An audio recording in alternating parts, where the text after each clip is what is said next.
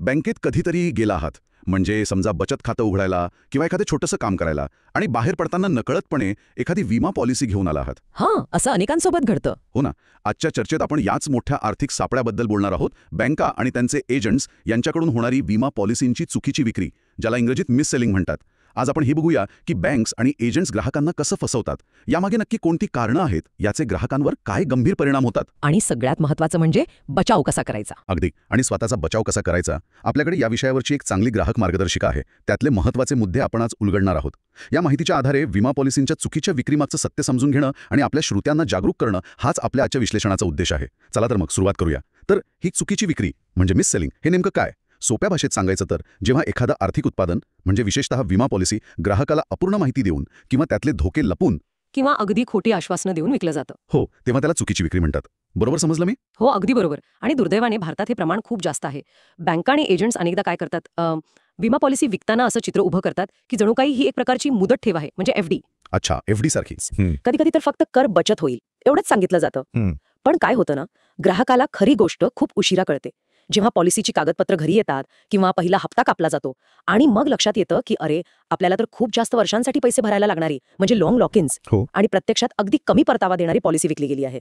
जे सांगितलं होतं आणि जे प्रत्यक्षात मिळालं, यात जमीन अस्मानाचा फरक असतो. म्हणजे तुम्हाला सांगितलं जाईल की 12% परतावा मिळेल, पण प्रत्यक्षात पारंपरिक पॉलिसीमध्ये 4 ते 6% परतावा मिळतो, जो अनेकदा महागाई दरापेक्षाही कमी असतो. बापरे. पण ज्या बँकांवर आपण एवढा विश्वास ठेवतो, म्हणजे जिथे आपण आपले कष्टाचे पैसे सुरक्षित ठेवतो, त्याच बँका किंवा त्यांचे कर्मचारी असं का करतात? हा तर विश्वासघात नाही का? काय कारण असू शकतात यामागे? कारण समजून घेणं महत्त्वाचं आहे, कारण त्यातून आपल्याला सावध राहायला मदत मिळते. पहिलं आणि सर्वात मोठं कारण म्हणजे अतिउच्च कमिशन. हो, हाय कमिशन्स. काही विशिष्ट प्रकारच्या विमा पॉलिसी विकण्यावर एजंट्स आणि बँक कर्मचाऱ्यांना प्रचंड कमिशन मिळतं. कधी कधी तर पहिल्या वर्षी भरलेल्या प्रीमियमच्या 30% ते 40% इतकं. 40%? म्हणजे जर कोणी वर्षाला 50,000 रुपये प्रीमियम भरत असेल, तर त्यातले 20,000 रुपये पहिल्या वर्षी कमिशन म्हणून जाऊ शकतात. खरंय का हे? हो, हे शक्य आहे, विशेषतः काही पारंपरिक योजनांमध्ये. त्यामुळे जेवढ्या जास्त पॉलिसी विकल्या जातील, तेवढा त्यांचा वैयक्तिक फायदा असतो. म्हणजे थोडक्यात सेवेपेक्षा नफ्याचा हेतू इथे प्रबळ ठरतो. अच्छा, हे एक कारण झालं.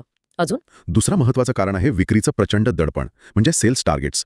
बँक कर्मचाऱ्यांवर फक्त त्यांची नेहमीची कामं पूर्ण करण्याचं नाही, तर विमा, म्युच्युअल फंड, क्रेडिट कार्ड अशी इतर उत्पादनं विकण्याचंही, काय म्हणतात त्याला, क्रॉस सेलिंगचं मोठं टार्गेट असतं. प्रेशर असतं त्यांच्यावर, खूप प्रेशर. हे टार्गेट पूर्ण नाही झालं तर त्यांच्या नोकरीवर, बढतीवर परिणाम होऊ शकतो. या दबावापोटी अनेक जण मग ग्राहकाला अर्धवट किंवा चुकीची माहिती देऊन उत्पादन विकण्याचा मार्ग निवडतात. आणि तिसरा मुद्दा तुम्ही आधी म्हणालात, तो आपला बँकेवरचा विश्वास. बरोबर. ग्राहकांचा बँकेवरील गाढ विश्वास म्हणजे कस्टमर ट्रस्ट. आपण सहजासहजी एखाद्या अनोळखी सेल्समनवर विश्वास ठेवत नाही, पण बँकेतला अधिकारी काही सांगत असेल तर ते आपल्या भल्याचंच असेल असं आपल्याला वाटतं, नाही का? हो, बरोबर. बँकेच्या ओळखीच्या आणि सुरक्षित वातावरणात आपण थोडे गाफील राहतो आणि याच विश्वासाचा पद्धतशीरपणे गैरफायदा घेतला जातो. आणि चौथं कारण म्हणजे ग्राहकांमध्ये जागरूकतेचा अभाव, लॅक ऑफ अवेअरनेस. विमा पॉलिसीची कागदपत्र खूप क्लिष्ट भाषेत लिहिलेली असतात. त्यात अनेक अटी, शर्ती, अपवाद म्हणजे एक्सक्लुजन्स असतात. सामान्य माणसाला, विशेषतः कामाच्या गडबडीत, ते सगळं वाचायला आणि समजून घ्यायला वेळ नसतो किंवा खरं सांगायचं तर इच्छा नसते. कंटाळी पोहोचायला. अगदी. एजंट जे तोंडी सांगतो त्यावर विश्वास ठेवला जातो आणि इथेच फसवणुकीला सुरुवात होते. म्हणजे कमिशन, टार्गेट, आपला विश्वास आणि आपली थोडीशी उदासीनता, या सगळ्यामुळे हे चक्र सुरू राहतं. बरं, पण ग्राहकांना जाळ्यात ओढण्यासाठी किंवा त्यांची दिशाभूल करण्यासाठी नक्की कोणत्या युक्त्या वापरल्या जातात? काही ठरलेले डायलॉग्स असतीलच ना? हो, नक्कीच. काही फसवे दावे तर अगदी ठरलेले आहेत, जे तुम्हीही कदाचित ऐकले असतील. सांगा बघू. सर्वात कॉमन म्हणजे, अहो साहेब, हे अगदी एफडी सारखंच आहे हो, उलट एफडी पेक्षा जास्त परतावा मिळेल. हे सरळ सरळ खोटं आहे. पण एफडी आणि विमा वेगळे आहेत ना? खूप वेगळे. एफडी मध्ये मुद्दल आणि व्याज सुरक्षित असतं. विमा पॉलिसीमध्ये, विशेषतः युलिपमध्ये, बाजाराचा धोका असतो आणि पारंपरिक पॉलिसीत परतावा एफडीपेक्षा खूप कमी असतो. दोघांची तुलनाच होऊ शकत नाही. दुसरा लोकप्रिय दावा, तुम्हाला दरवर्षी 12% किंवा 15% हमी परतावा मिळणार, गॅरंटेड रिटर्न. खरंच गॅरंटेड? अजिबात नाही. विमा पॉलिसीमध्ये, विशेषतः युलिपमध्ये, परताव्याची कोणतीही हमी नसते, कारण ते शेअर बाजारावर अवलंबून असतं. आणि पारंपरिक पॉलिसीमध्ये जो काही बोनस जाहीर होतो तो खूप कमी असतो, साधारण 3 ते 5%, आणि तोही हमी दिलेला नसतो. अच्छा. मग तिसरं, यात काहीही धोका नाहीये, शेअर बाजाराशी काही संबंध नाही, 100% सुरक्षित योजना आहे. हे अनेकदा युलिप विकताना सांगितलं जातं. जी योजना खरं तर थेट शेअर बाजाराशी जोडलेली असते आणि त्यात धोका असतो. म्हणजे उलटी माहिती देतात. अगदी. आणि चौथं, अहो तुम्ही फक्त 5 वर्षच प्रीमियम भरा, त्यानंतर तुम्हाला भरपूर पैसे मिळतील. मॅच्युरिटी बेनिफिट्सचा आमिष दाखवतात. फक्त 5 वर्ष? प्रत्यक्षात पॉलिसीचा प्रीमियम भरण्याचा कालावधी, प्रीमियम पेइंग टर्म आणि पॉलिसीची मुदत, पॉलिसी टर्म वेगळी असू शकते. कदाचित तुम्हाला 10 किंवा 15 वर्ष प्रीमियम भरायचा असतो किंवा 5 वर्षांनी पॉलिसी बंद केल्यास मोठं नुकसान सहन करावं लागतं. बापरे. आणि हे जे म्हणतात की सही न घेता फक्त फोनवर आलेल्या OTPने किंवा एका फोन कॉलवर हो म्हटल्यावर पॉलिसी विकली जाते, हे खरं आहे का? म्हणजे इतकं सोपं झालं हे? दुर्दैवाने हे खरं आहे. आणि ही खूप गंभीर बाब आहे. अनेकदा बँकेच्या कामासाठी किंवा केवायसी अपडेटसाठी म्हणून ग्राहकांकडून ओटीपी घेतला जातो हो. आणि त्याचा वापर परस्पर विमा पॉलिसी विकण्यासाठी केला जातो. किंवा फोनवर बोलताना ग्राहकाला नीट माहिती न देता घाईघाईत संमती रेकॉर्ड केली जाते. म्हणजे कळायच्या आतच. हो, यामुळे ग्राहकाला कळायच्या आतच पॉलिसी त्याच्या माथी मारली जाते आणि त्याच्या खात्यातून पैसे कापले जातात. त्याला वाटतं बँकेचं काहीतरी काम होतंय, पण प्रत्यक्षात विमा विकला जातो. अरे देवा, म्हणजे तंत्रज्ञानाचा असाही गैरवापर होऊ शकतो. हे सगळं ऐकून खरंच अस्वस्थ व्हायला होते. या चुकीच्या विक्रीचे सामान्य माणसाच्या आर्थिक आयुष्यावर नक्की काय परिणाम होतात? हे फक्त काही हजारांचं नुकसान आहे की त्याहून गंभीर काहीतरी? परिणाम खूप गंभीर आणि दूरगामी असू शकतात. हे केवळ काही हजारांचं तात्पुरतं नुकसान नाही. विचार करा, लाखोंचं नुकसान. अनेकदा लोक वर्षानुवर्षे लाखो रुपये प्रीमियमच्या स्वरूपात अशा चुकीच्या पॉलिसीमध्ये गुंतवतात. समजा एका व्यक्तीने 10 वर्षात 5 लाख रुपये भरले असतील.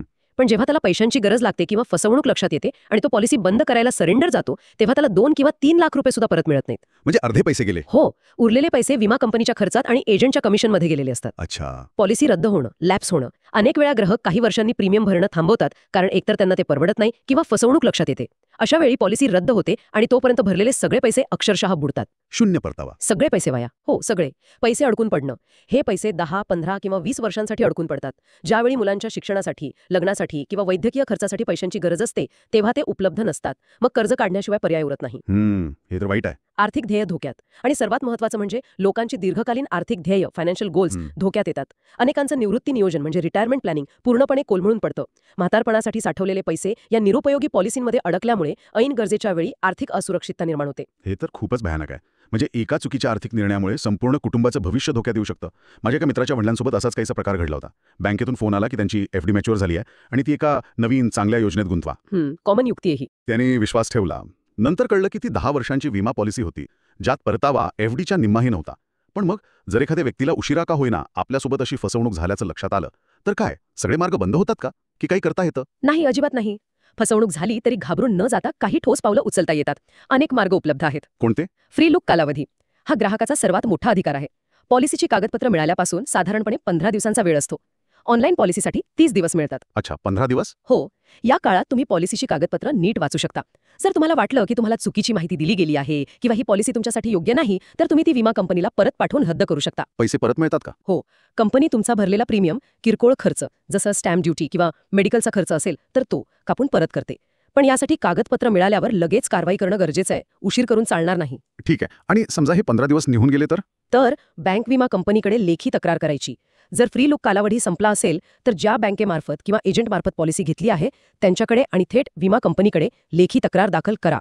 स्पष्टपणे लिहा की फसवणूक कशी झाली, काय खोटं सांगितलं गेलं होतं आणि पॉलिसी रद्द करून पैसे परत मिळावेत अशी मागणी करा. आणि त्याची पोचपावती घ्यायची? हो, तक्रारीची पोच एक्नॉलेजमेंट घ्यायला विसरू नका. हा पुरावा महत्त्वाचा असतो. आणि समजा त्यांनी प्रतिसाद दिला नाही किंवा तक्रार फेटाळून लावली तर पुढे काय? कुठे जायचं? तर पुढचे महत्त्वाचे टप्पे आहेत. IRDAI कडे तक्रार. भारतीय विमा नियामक आणि विकास प्राधिकरण म्हणजे IRDAI ही विमा कंपन्यांवर नियंत्रण ठेवणारी सरकारी संस्था आहे. त्यांच्याकडे तुम्ही ऑनलाईन तक्रार निवारण प्रणाली आहे IGMS, integrated grievance management system, त्याद्वारे तक्रार नोंदवू शकता. अच्छा, ऑनलाईन पण सोय आहे? हो, IRDAI तुमच्या तक्रारीची दखल घेऊन संबंधित विमा कंपनीला उत्तर देण्यास सांगते. आणि अजून काय? विमा लोकपाल, इन्शुरन्स ओम्बुड्समॅन हा ग्राहकांसाठी एक अत्यंत प्रभावी आणि महत्त्वाचा मंच आहे. हा एक निशुल्क आणि कायदेशीर मार्ग आहे. देशभरात विमा लोकपालाची अनेक कार्यालये आहेत. हे चांगलं आहे की फी नाहीये? अगदी. जर विमा कंपनीने तुमच्या तक्रारीवर 30 दिवसांत समाधानकारक प्रतिसाद दिला नसेल किंवा तुमची तक्रार फेटाळली असेल तर तुम्ही तुमच्या भागातील विमा लोकपालाकडे अर्ज करू शकता. इथे पुराव्यानिशी तुमची बाजू मांडल्यास सुनावणी होते. लोकपालाचा निर्णय विमा कंपनीवर बंधनकारक असतो. अनेक प्रकरणात ग्राहकांना न्याय मिळाला आहे. म्हणजे न्याय मिळवण्यासाठी अनेक दरवाजे उघडे आहेत. पण या सगळ्यासाठी आपल्याकडे पुरावे असणं खूप महत्त्वाचं असणार, नाही का? नुसतं तोंडी सांगून कसं चालेल? अगदी बरोबर. तुम्ही तक्रार करताना तुमच्या दाव्याला पुष्टी देणारे पुरावे जोडणं आवश्यक आहे. जसं की एजंट किंवा बँक कर्मचाऱ्याने दिलेले दिशाभूल करणारे माहितीपत्रक, ब्रोशर किंवा बेनिफिट इल्युस्ट्रेशन, त्यांच्यासोबत झालेले ईमेल किंवा व्हॉट्सअप चॅट्स ज्यात खोटी आश्वासने दिली आहेत. जर शक्य असेल आणि कायदेशीर असेल तर कॉल रेकॉर्डिंग, पण याच्या कायदेशीरतेबद्दल खात्री करून घ्यावी लागेल. अच्छा. पॉलिसी विकताना जी आश्वासनं दिली गेली होती ती लेखी स्वरूपात मागितली असती तर तो सर्वोत्तम पुरावा ठरला असता. हे झालं सगळे फसवणूक झाल्यावर काय करायचं याबद्दल. पण आपण नेहमी म्हणतो prevention is better than cure. इलाज करण्यापेक्षा प्रतिबंध बरा. तर ही फसवणूक मुळात टाळण्यासाठीच ग्राहकांनी काय काळजी घ्यायला हवी, काय पथ्य पाळायला हवं? हो ना, प्रतिबंधासाठी काही साध्या पण महत्त्वाच्या गोष्टी लक्षात ठेवणं खूप गरजेचं आहे. घाई करू नका. कोणी कितीही आग्रह केला, कितीही आकर्षक योजना सांगितली तरी कोणतीही विमा पॉलिसी लगेच खरेदी करू नका. आज शेवटचा दिवस आहे, लिमिटेड ऑफर आहे असल्या दबावाला बळी पडू नका. वेळ घ्या, विचार करा. म्हणजे शांतपणे निर्णय घ्यायचा. अगदी. लेखी माहिती मागा. केवळ तोंडी आश्वासनांवर कधीही विश्वास ठेवू नका. पॉलिसीची संपूर्ण माहिती, विशेषतः बेनिफिट इलस्ट्रेशन लिखी स्वरूपात मागा. त्यात प्रीमियम किती, कधीपर्यंत भरायचा, अपेक्षित परतावा किती आणि तो हमी आहे की नाही, पॉलिसी सरेंडर केल्यास किती पैसे मिळतील, हे सगळं लिहिलेलं असतं. ते वाचायला पाहिजे नीट. हो, नक्कीच. उत्पादन समजून घ्या. तुम्हाला नक्की काय विकलं जात आहे ते समजून घ्या. तो शुद्ध मुदतीचा विमा आहे का, म्हणजे टर्म इन्शुरन्स, जो फक्त मृत्यू झाल्यास कुटुंबाला पैसे देतो? किती बाजाराशी जोडलेली युलिप आहे, ज्यात धोका आणि परतावा दोन्ही बाजारावर अवलंबून असतात? किती पारंपरिक बचत योजना आहे, जसे एंडाउनमेंट किंवा मनी बॅक प्लॅन, ज्यात धोका कमी पण परतावाही खूप कमी असतो? तुमची गरज काय आहे हे ओळखून उत्पादन निवडा. म्हणजे अधिक गरज ओळखायची. बरोबर. विमा म्हणजे गुंतवणूक नव्हे, ही सर्वात महत्त्वाची गोष्ट लक्षात ठेवा. विमा हा तुमच्या कुटुंबाच्या आर्थिक संरक्षणासाठी असतो, गुंतवणुकीतून पैसे वाढवण्यासाठी नाही.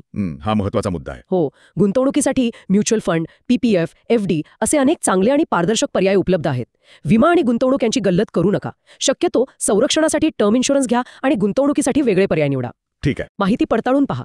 केवळ एजंट किंवा बँक कर्मचाऱ्याच्या बोलण्यावर अवलंबून राहू नका. कंपनीच्या अधिकृत वेबसाईटवर जाऊन पॉलिसीची माहिती तपासा.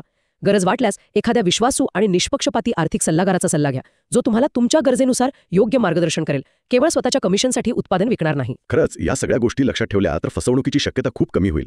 तर आजच्या या सविस्तर चर्चेतून हे स्पष्ट होते की ज्या बँका आणि त्यांच्या प्रतिनिधींवर आपण डोळे झाकून विश्वास टाकतो, त्यांनी खरं तर आपल्या पैशांचं रक्षण करायला हवं. बरोबर. पण अनेकदा केवळ स्वतःचा नफा वाढवण्यासाठी ते ग्राहकांना खोट्या आश्वासनांच्या आणि अपुऱ्या माहितीच्या जाळ्यात अडकवतात. त्यामुळे पुढच्या वेळी जेव्हा कोणी तुम्हाला विमा पॉलिसी विकण्याचा प्रयत्न करेल, तेव्हा एक क्षण थांबा आणि स्वतःला हा प्रश्न विचारा, ही खरोखर माझी गरज आहे की त्यांच्या कमिशनची? अगदी. सतर्क राहणं, प्रश्न विचारणं आणि माहिती मिळवणं हेच या आर्थिक फसवणुकीपासून वाचण्याचे सर्वात प्रभावी मार्ग आहेत. यामुळे आपल्या कष्टाने कमवलेला पैसा सुरक्षित राहतो आणि आपल्या आर्थिक ध्येयांपर्यंत पोहोचायला मदत होते. जर आपल्या ओळखीच्या कोणासोबत अशी चुकीची विक्री झाली असेल किंवा होत असेल, तर त्यांच्यापर्यंत ही माहिती नक्की पोहोचवा. कारण जागरूकता पसरवणं हे बदलाच्या दिशेने टाकलेलं पहिलं आणि अत्यंत महत्त्वाचं पाऊल आहे. खरंय. आपण वैयक्तिक पातळीवर काय काळजी घ्यायची यावर बोललो. जागरूकता आणि सावधगिरी महत्त्वाची आहेच, यात शंका नाही. पण एक मोठा प्रश्न मनात येतोच, ही समस्या इतकी व्यापक का आहे?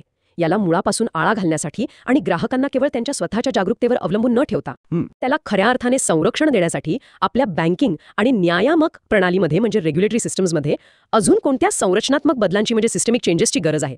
केवळ नियम बनवून आणि दंड लावून हे थांबेल का, की विक्रीच्या पद्धती, कमिशनची रचना आणि कर्मचाऱ्यांच्या प्रशिक्षणातच मोठे बदल आवश्यक आहेत? यावर अधिक गंभीरपणे विचारमंथन होण्याची गरज आहे, जेणेकरून ग्राहकांचा विश्वास खऱ्या अर्थाने जपला जाईल.